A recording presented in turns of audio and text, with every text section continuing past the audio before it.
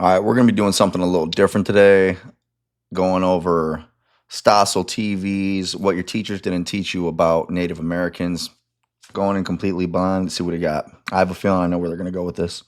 Have a deep, abiding respect for the natural beauty that was once this country. Americans are taught that the people who once lived in what we now call America were stewards of the environment. They had an ancient respect and connection to the land and water. Disney movies made that their message. I know every rock and tree and creature has a life, Pocahontas was bad, though.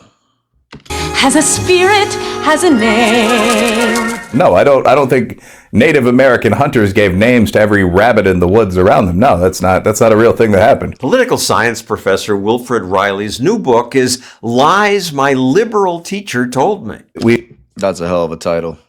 I might have to pick that one up. We've gone into almost this cult-like romanticization of the natives who were great warriors and poets, but I mean, who hunted buffalo by driving herds of them off of 100-foot tall cliffs. Yet government guides for teachers say Native Americans lived in harmony with nature.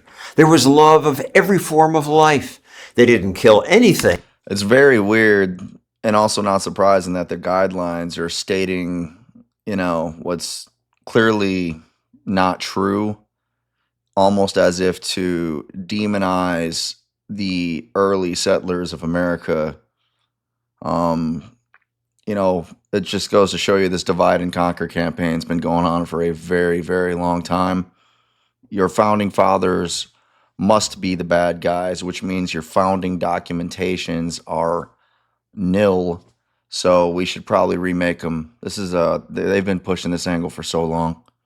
They couldn't use. That's just objectively untrue. I mean, that would mean no young male warrior, no brave ever killed for sport. I mean, we just know that's false.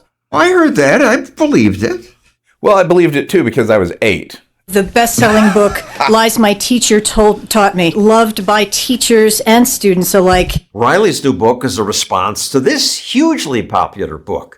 It correctly points out that American textbooks and media portrayed Columbus simply as a hero. Land out! Land out! Hooray for Admiral Columbus! Textbooks ignored Columbus's brutality and enslavement of Indians. Columbus himself wrote about his slaves, saying, "Indians make all our food, extract gold from the mines, and perform all other labors." The book was valid, right? Kids were being taught that Columbus is wonderful. I don't necessarily think your focus should be white and native atrocities against one another in a 6th grade class. Today, students are rarely taught that natives also took slaves and considered them objects of wealth.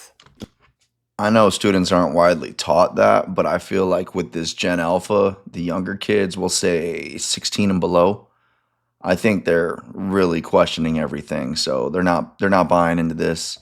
I have a child myself in that age range, and they she doesn't buy into any of this crap, frankly. The morality of today didn't exist anywhere in the world until about 60 years ago.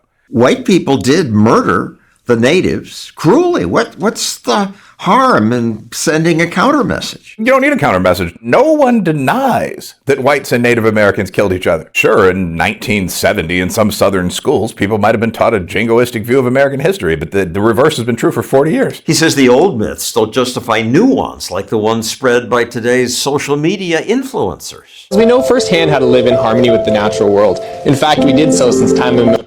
That guy looks like a snake.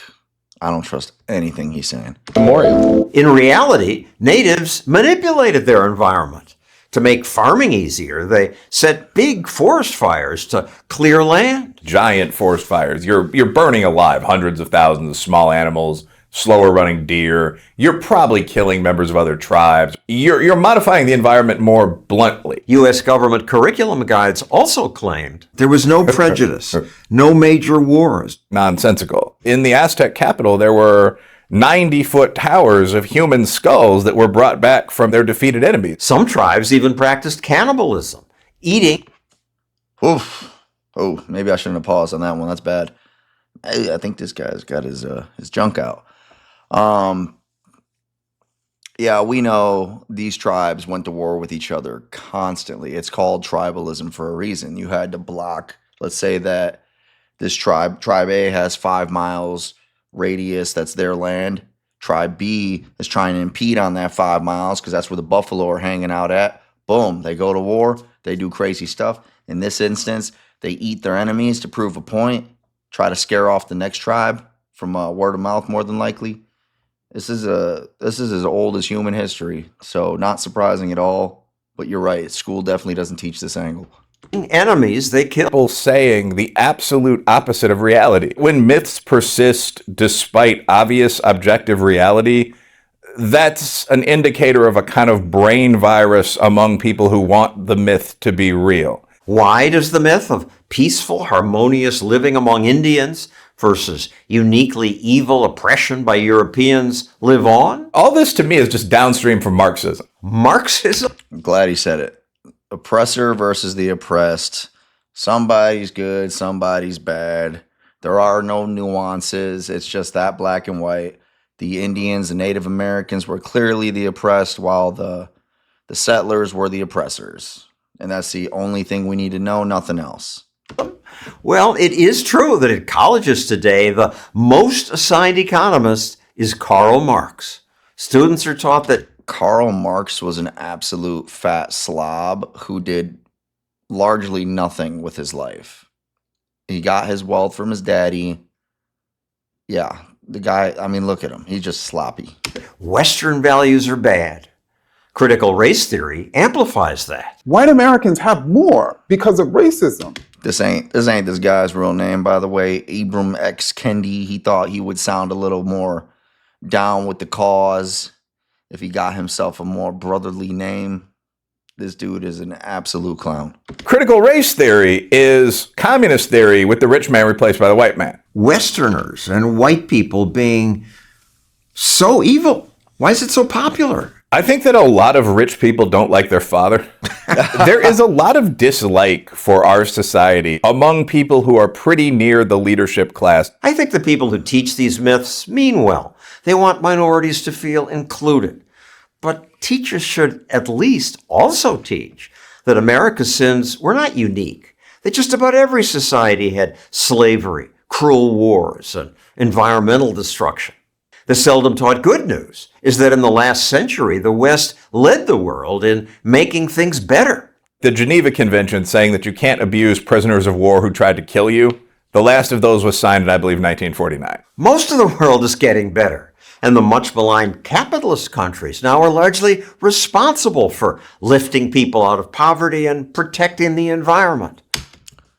But Stossel, that's clearly because true socialism has never been tried. Obviously. If we tried true socialism, everybody would be living in peace and harmony.